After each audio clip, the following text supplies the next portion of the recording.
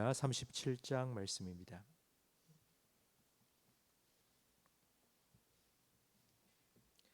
예레미야 37장 11절부터 21절까지 한 절씩 교도하겠습니다.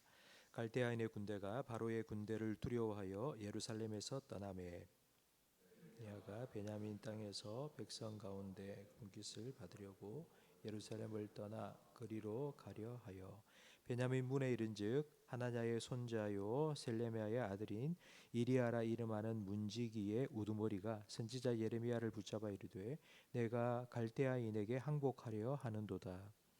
예레미야가 이르되 거짓이라 나는 갈대아인에게 항복하려 하지 아니하노라. 이리야가 듣지 아니하고 예레미야를 잡아 고관들에게로 끌어가매 고관들이 노여워하여 예레미야를 때려서 서기관 요나단의 집에 가두었으니 이는 그들이 이 집을 옥으로 삼았음이더라. 예레미야가 뚜껑 씌운 웅덩이에 들어간 지 여러 날 만에 시드기야 왕이 사람을 보내어 그를 이끌어내고 왕궁에서 그에게 비밀이 물어 이르되 여호와께로부터 받은 말씀이 있느냐. 예레미야가 대답하되 있나이다. 또 이르되 왕이 바벨론의 왕의 손에 넘겨지리이다. 예레미야가 다시 시드기야 왕에게 이르되 내가 왕에게나 왕의 신하에게나 이 백성에게 무슨 죄를 범하였기에 나를 옥에 가두었나이까. 바벨론의 왕이 와서 왕과 이 땅을 치지 아니하리라고 예언한 왕의 선지자들이 이제 어디 있나이까. 내 주 왕이여 이제 청하건대 내게 들으시며 나의 예언을 받으사 나를 서기관 요나단의 집으로 돌려보내지 마옵소서. 내가 거기서 죽을까 두려워하나이다. 함께 읽습니다.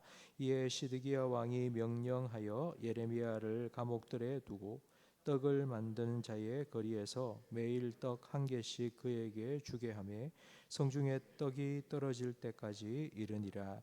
예레미야가 감옥들에 머무니라. 아멘. 우리나라는 정책상 외교 정책상 중국 편을 들까 미국 편을 들까 뭐 이런 고민을 많이 합니다. 이스라엘도 이와 비슷했는데요.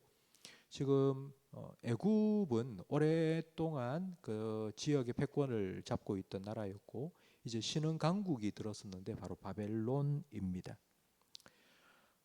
누구를 의지할 것인가? 이 순간의 선택이 이제 평생을 생사를 좌우하게 되었습니다. 바벨론이 이스라엘을 점령하기 위해서 군대를 보내어 예루살렘을 포위하고 있을 때에 애굽이 이제 이스라엘을 돕기 위해서 군대를 출정시켰습니다. 애굽 군의 출정 소식을 들은 바벨론은 포위를 풀고 잠깐 물러났습니다. 오늘 본문 11절 말씀에 보니 갈대아인의 군대가 바로의 군대를 두려워하여 예루살렘에서 떠났다고 기록되어 있습니다. 이때 예레미야는 예루살렘에 있다가 베냐민 땅에 그러니까 친척들이 살고 있던 곳에 잠깐 들리러 갔습니다.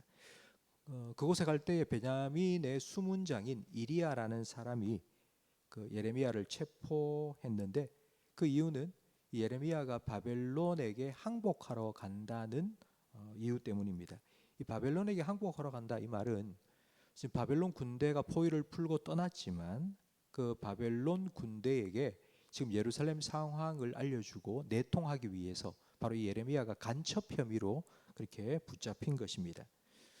이들의 눈에는 예레미야가 아마 거짓 선지자처럼 보였을 겁니다. 예레미야는 계속해서 바벨론이 쳐들어와서 예루살렘을 정복하고 주민들을 다 사로잡아갈 것이라고 예언했는데 지금 바벨론 군대가 물러났기 때문입니다.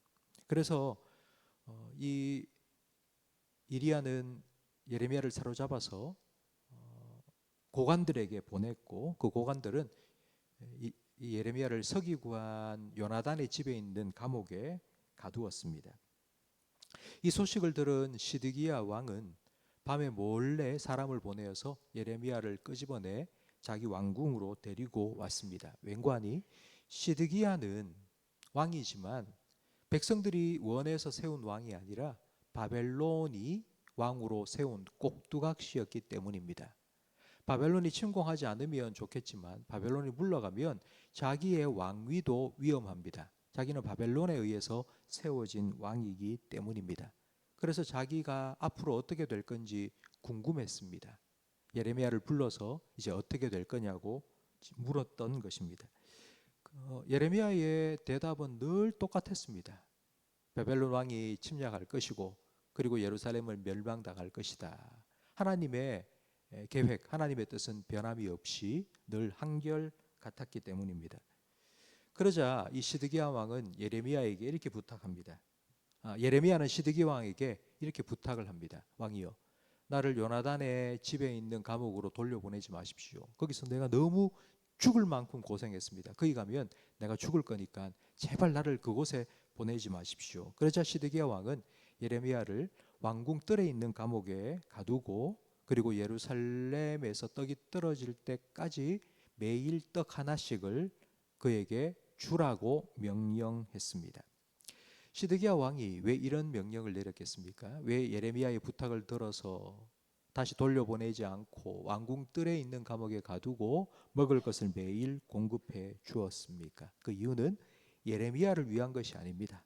바로 자기 자신을 위한 것입니다. 내가 이렇게 예레미야를 잘 대해주면 혹시라도 예레미야가 예언한 것 같은 그런 예루살렘의 멸망이 일어나고 내가 포로로 끌려가게 될 그때에 하나님께서 내가 예레미야에게 잘 해준 것을 기억하고 혹시라도 나에게 뭔가 잘해주지 않을까라는 그런 의도를 가지고 예레미야에게 이렇게 선대해 줄 것입니다. 시드기야의 의도가 무엇이든 간에 결과적으로는 예레미야는 안전하게 보호를 받고 그리고 떡을 공급받게 되었습니다. 지금 예루살렘 주변의 국제적인 상황은 아주 긴박하게 돌아가고 있습니다. 애굽과 바벨론이 전쟁 직전에 있습니다. 세상의 역사는 예레미야 한 사람 관심이 없습니다. 전 세계에 전쟁이 일어날까 말까 하는 상황인데 누구 한 사람에게 어떻게 관심을 가질 수 있겠습니까? 그런데 하나님께서는 애굽과 바벨론 두 나라의 전쟁을 통하여서 그리고 시드기야 왕을 통하여서 이 모든 사건과 사람들을 사용하셔서 하나님의 사람 예레미야를 보호하셨고 그리고 공급해 주셨습니다.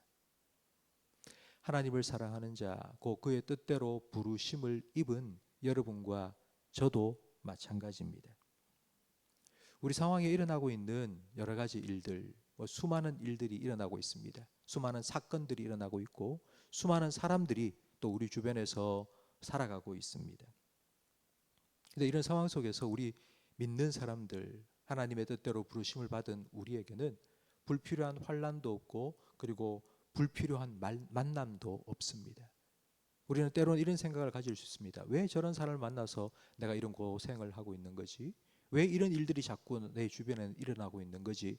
라고 생각할 수 있는데 하나님께서는 그 모든 사건과 사람들을 사용하셔서 우리를 하나님의 선하신 뜻대로 인도하여 주실 거고요. 우리의 가운데 일어나고 있는 그 모든 일들을 합력하여 하나님의 가장 선하신 뜻을 이루어 가실 겁니다. 왠고하니 하나님께서는 우리를 사랑하시기 때문이고 하나님께서는 우리에게 관심이 있기 때문입니다. 오늘 하루를 살아가시면서 이 하나님의 사랑과 하나님의 마음을 여러분 한번 생각해 보시기 바랍니다. 우리 성도님들이 살고 계시는 아파트에서 최근에 요 옆에 아파트에서 이제 엘리베이터 교체 공사를 시작한다고 합니다. 그래서 늘 새벽에 오시는 우리 성도님들이 이제 엘리베이터를 타고 십몇 층에서부터 내려올 수 없어서 지금 오지 못하시고 집에서 막 기도하고 계실 것 같은데요.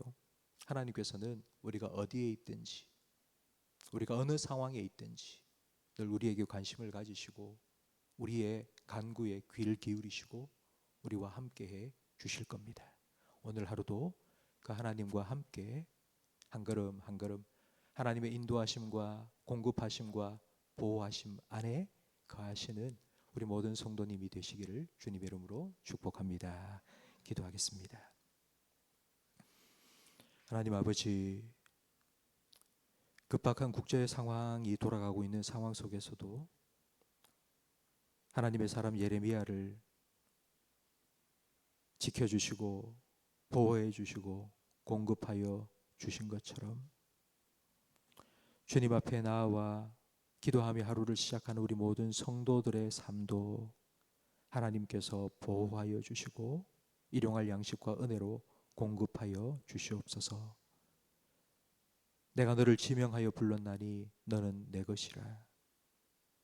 내가 너와 함께 할 것이며 네가 물 가운데로 들어갈지라도 물이 너를 삼키지 못하도록 지켜주고 네가 불 가운데를 통과할지라도 불이 너를 사르지 못하도록 내가 너와 함께 하겠다고 약속하여 주신 그 말씀대로 우리 모든 성도들을 하나님 품 안에 품어주시고 우리 성도들이 살아가면서 만나는 사람들과 여러 사건들 통하여서 하나님의 가장 선하신 뜻을 이루어 주시옵소서.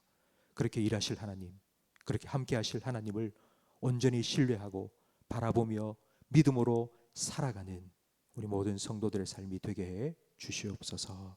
예수님 이름으로 기도합니다. 아멘.